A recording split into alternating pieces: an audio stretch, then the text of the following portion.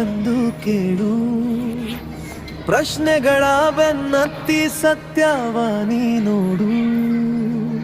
ಕತ್ತಲೆಯ ಓಡಿಸುವ ಜಾನದೀಪವಿದು, ಲೋಕದ ಅದ್ಭುತ ಬಿಡಿಸುವ ವಿಜ್ಞಾನವಿದು.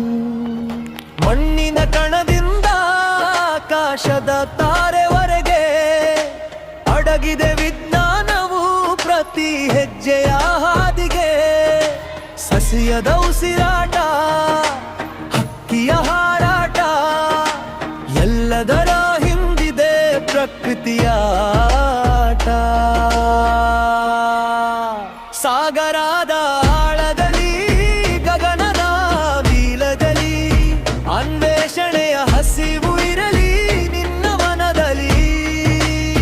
ಮೌನವ್ಯವನ್ನು ಅಳಿಸೋಣ, ತರ್ಕವನ್ನು ಬೆಳೆಸೋಣ, ಮಾನವೀಯತೆಯ ಹಾದಿಗೆ ವಿಜ್ಞಾನವ ಬಳಸೋಣ.